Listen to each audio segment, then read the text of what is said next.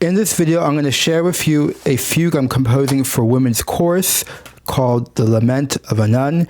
It's from my opera-oratorio called Phedre.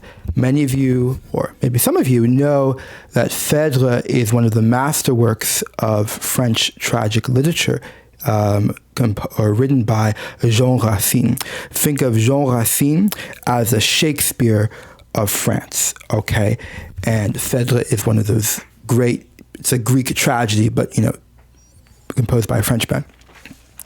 And in a pivotal scene in the fourth act, Phedre, who is a queen, but has kind of fallen from grace because of a very heinous sin, or what seems to be a heinous sin she may have committed. And she was given bad counsel by a nun, her servant, for 30, 40 years. So a nun is cast to the streets, becomes homeless, has nowhere to go to. So a nun says, "Oh my God, look what I've done." She feels deep shame, and then she resolves to throw herself over the ocean. So these are her last moments of life.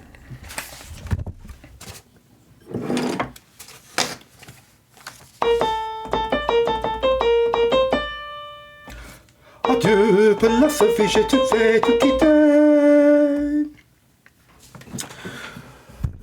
So this is a fugue. Now, I understand I don't expect you to know what a fugue is, but I do have a special series called What the Fugue, in which I explain in a lot of minute detail what is a fugue for those who are genuinely really interested. But I will just give a quick explanation. Imagine there is something really, really, really important that you want to say or you want the audience to hear.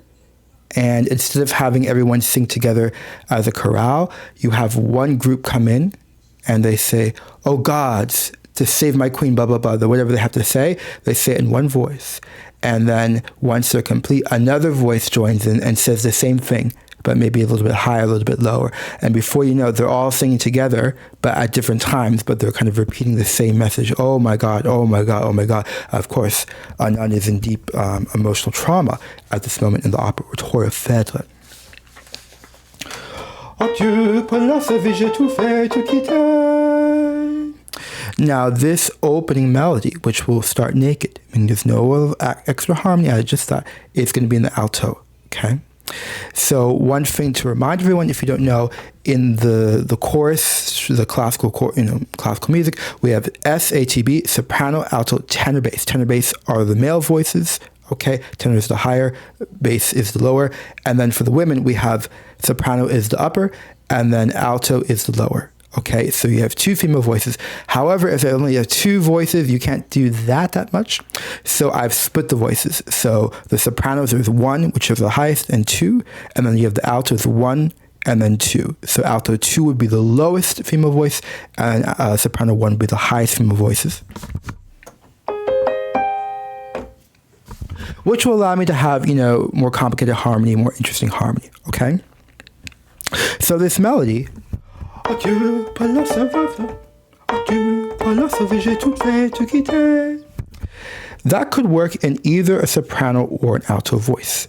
With a soprano, it would feel rather light and medium, but with an alto 1, it's doable, and it's not too high, but it's definitely very elevated. There's going to be a warmth and aliveness in the sound. Adieu, philosophy, j'ai tout fait, tout quitter. Like, you have to imagine, oh, dude, I can't do it, okay?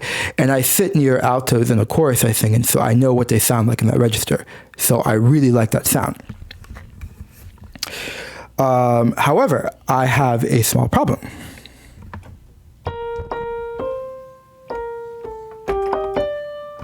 So this is the end of the melody for the altos. Je l'ai bien mérité. And then I bring in a new voice, right? And you try to bring in as soon as possible. So, okay, so that clearly we're building up. So those are the alto ones. So then logically, based on what I previously said, then the soprano 2 enters because it's a layering, right? Tick, tick, tick, tick, tick. And then I would bring in the soprano 1. That's alto 1. That's soprano 2. Oh la la la la la la. That is way too high for there's just no. You can't, it's not even, you can't even finagle. No. That is just not good writing. Okay. So once I get to soprano 1, there's nowhere for them to sing. Okay. There's just nowhere to go. In addition, if you listen to the soprano 2, that high G there, I mean, the soprano 1, it's not, offensive to ask them to play that, but that's kind of the highest you can go in the piece. You can't really go any higher. Maybe a little bit. Maybe at the very end. But, you gotta... Now, fortunately, this is, in the 4th act, so the voices will be fully warmed up. It's very emotional. I hope to have an orchestra as well to give reinforcement, though this can be performed a cappella. But nevertheless, we have a problem, okay?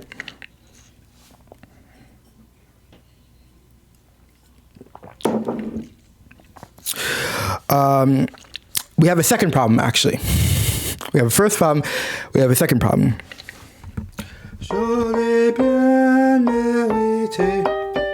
So this is the end of the melody. But listen what happens when I add harmony. Okay, if you don't know what harmony is, we do have a harmony for the general public series. You're welcome to check out. I go in depth, but think of it as making the music 3-dimensional.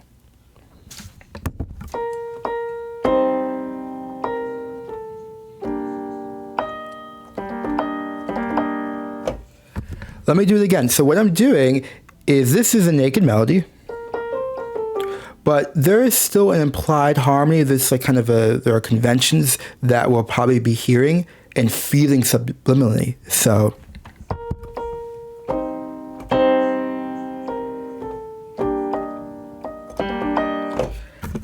in a fugue, we want to bring the entrances as quick as possible. Think of a fugue as kind of like a musical orgy. I don't know how else to put it, but you want to keep bringing in the voices, and it's like, wow, look what they all do together.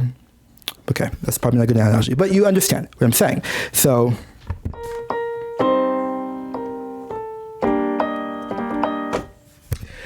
if you're hearing harmonically, which I was starting to do, is hearing harmonically,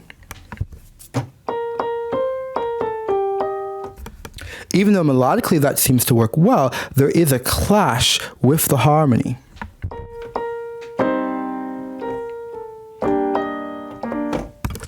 Now, that clash can sound very good.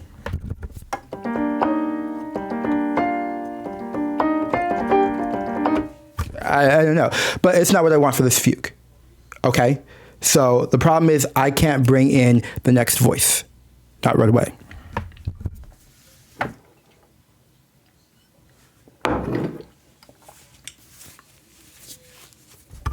So we have two problems. Let's go back to the first problem. The first problem is there's nowhere for the soprano 1 to go. Way too high. Okay. So I spent about 2 to 3 hours of work.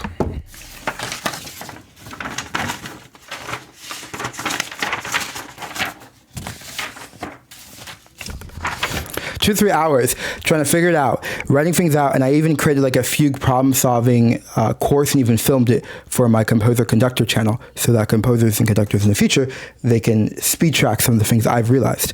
But nevertheless, I put in a lot of work to figure it out. And something you should know before I show you the solution is a mediocre composer would have done the following. So we have that in the alto ones, but you could also be like, you know what? Why don't I just give this to the soprano 2s? On the piano would sound like the same, right? And then the next melody, give to the soprano 1, which is the highest female voice, and then after that, bring in the altos later on.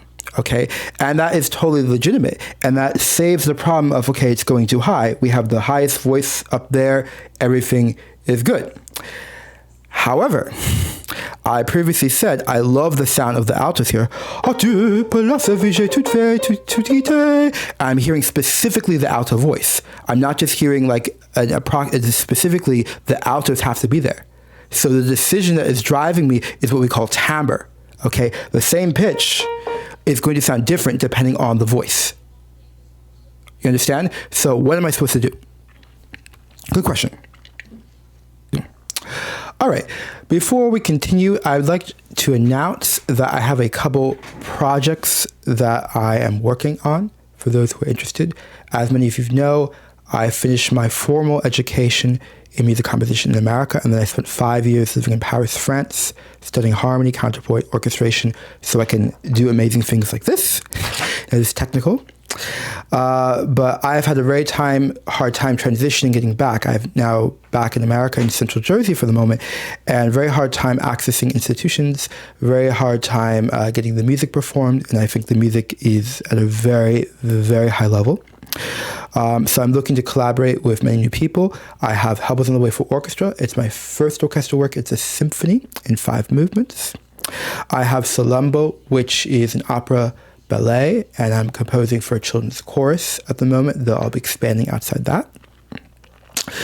I have Phedre, which is an opera-oratorio based on the play by JEAN Racine, which we talked about, the Shakespeare of France. I have Le Visage Odieux, which is a fugue for men's chorus. Okay, it's a comedic fugue, so there's some humor in it.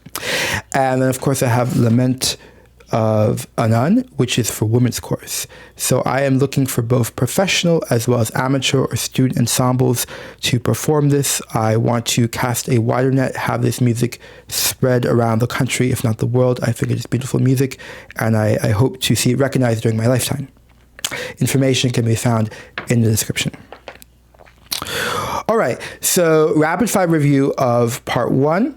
The storyline is quite important. We're in Phedre. Phedre is a queen, but she has fallen from grace because of a sin that she may have committed, or is believed to be a sin.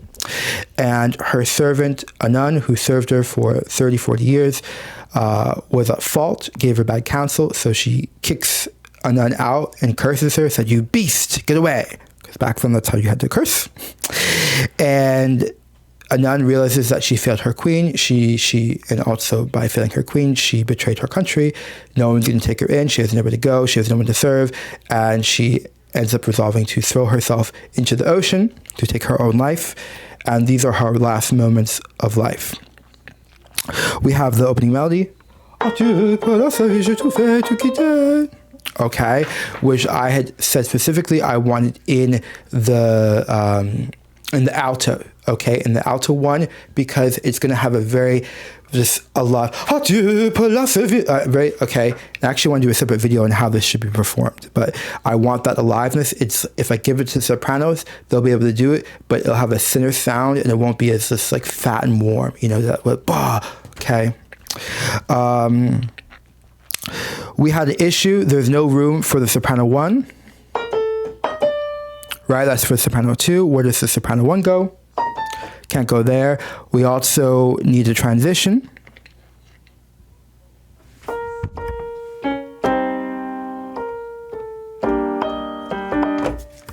Because when you bring in the sopranos that quickly, if you're hearing harmonically, it just gives me anxiety. It's not what I want. I don't want you to have anxiety. Probably if you were to hear it, I didn't have it correctly, you would just feel like a little this tension, which there is lots of music where there's tension, but it's not the tension I want just yet. So let's resolve the second problem first. Je l'ai bien mérité, je l'ai bien. What did I do?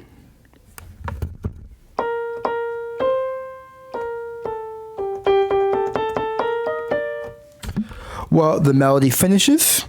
Je l'ai bien mérité. That's the end, right? It sounds like an official end. And then, je l'ai bien. I do a little transition. And then bring in the melody. Also, there's something kind of cool. The ending, the beginning of this is very fast, but the ending of the melody, je l'ai bien, is slow. So then the transition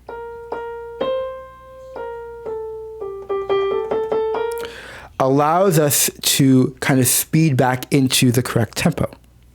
Nice little benefit that I wasn't thinking. Otherwise, it's too quick for it was very likely they wouldn't enter cleanly. So unexpected goodie.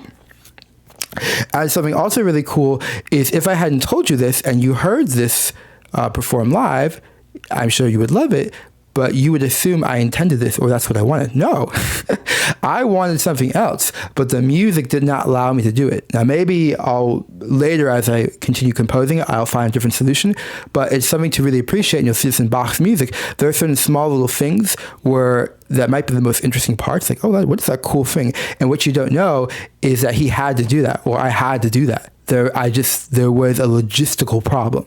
Okay, so I think that's kind of cool.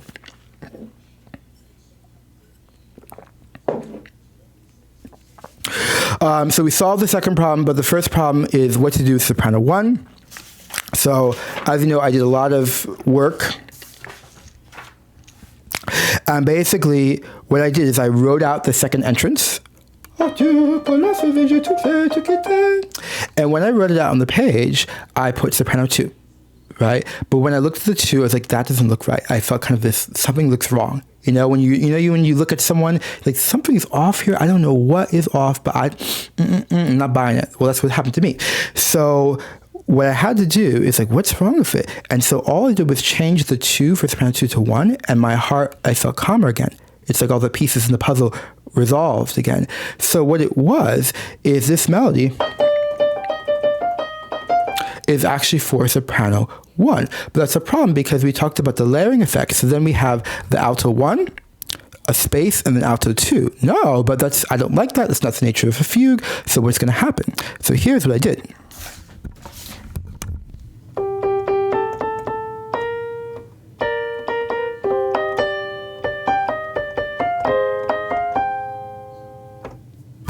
I'm going to play it again. This is not actually how it was. That's just the harmony. I played the melody of harmony because it's a fugue for a voice. It's just quite complicated for me to play, but I just want to give you a feeling. So let me just do it again.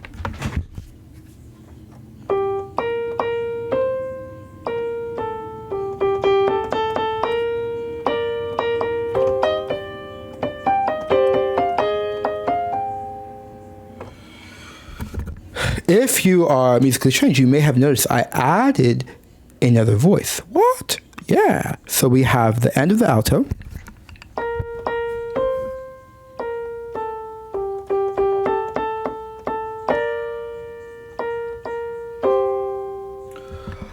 Adieu, place Vierge étouffée.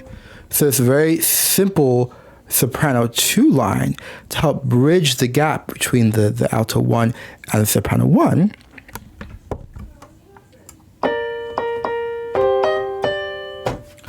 And then I bring in the soprano 1 on the melody there. Let me put it all together.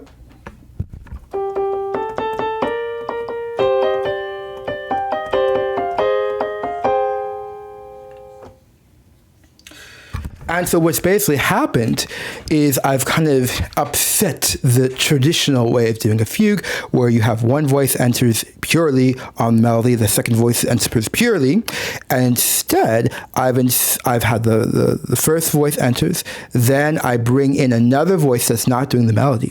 So it's already kind of adding a complexity to the fugue, and then the second full melody comes in. And this voice I've brought in,